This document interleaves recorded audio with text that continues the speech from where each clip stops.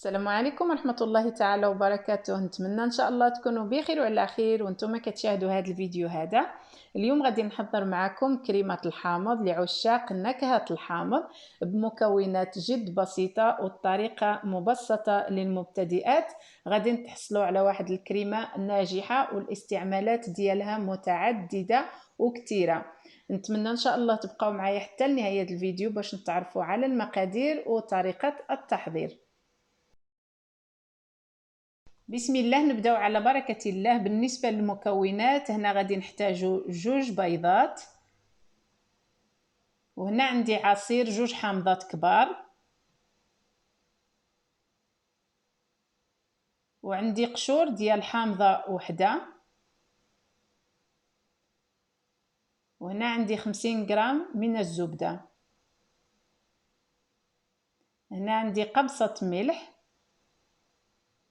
وعندي 50 غرام ديال سكر كلاصي، السكر الناعم.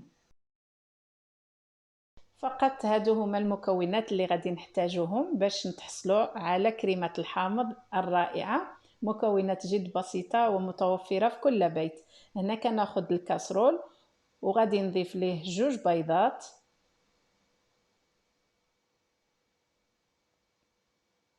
وغنضيف عصير الحامض، وغنضيف مبشور حامضة وحدة،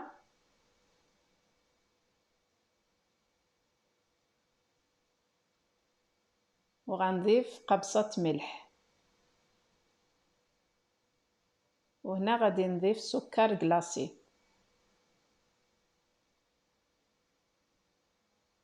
وغادي نخلط المكونات جيدا حتى يندمجوا مع بعضياتهم ونتحصلوا على واحد الخليط متجانس.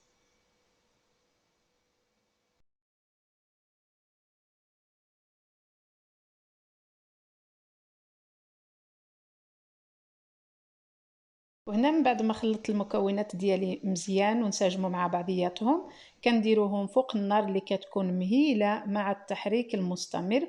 ما نتوقفوش على التحريك نهائيا باش الكريمه ديالنا ما تحرقش لينا حتى كنتحصلوا عليها على هذا الشكل هذا. هنا راها بدات كتعقد، وهنا غادي نستمروا في التحريك حتى غادي نشوفوا هاد الفقاعات هادو. هنا كنتأكدوا بأن الكريمة ديالنا راها طابت وراها واجدة.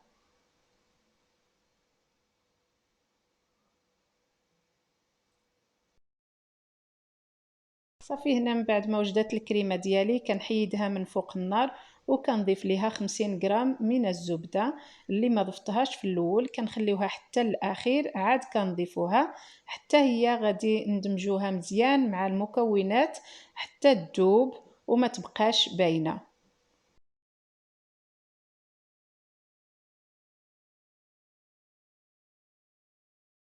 وهذه هي الكريمه ديالي من بعد ما وجدات. كنخويها في واحد الاناء باش غادي نخليوها تبرد، وكنغطيها ببلاستيك غذائي، ضروري اننا نغطيوها، وغادي نلصقوا ليها هذاك البلاستيك الغذائي على الوجه ديالها باش ما ديرش لينا واحد القشره اللي هي غير مرغوب فيها.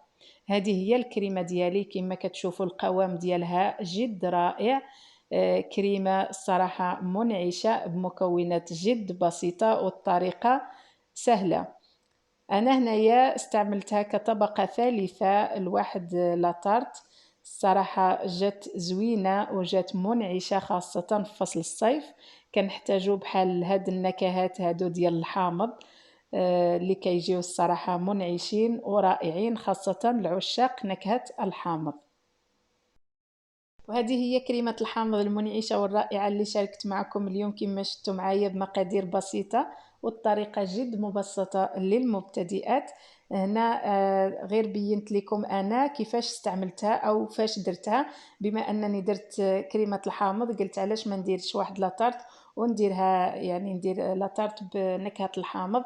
الصراحة جات زوينة وجات منعشة ورائعة. وانتم غادي تستعملوها في اي حاجه بغيتوها واي حاجه كتفضلوها، كيبقى لكم الاختيار. حتى لهنا غادي نكون وصلت معكم النهايه ديال الفيديو ديال اليوم. نتمنى ان شاء الله يكون نال الاعجاب ديالكم، والى عجبكم ما تنساونيش من الدعم ديالكم والتعاليق ديالكم الرائعه. وبالنسبه للناس الجداد كنرحب بكم. نتمنى ان شاء الله انكم تابونوا في القناه وتفعلوا زر الجرس باش يوصلكم كل جديد. حتى لهنا غادي نخليكم، وغادي نتلاقاو في فيديو جديد ووصفه جديده باذن الله.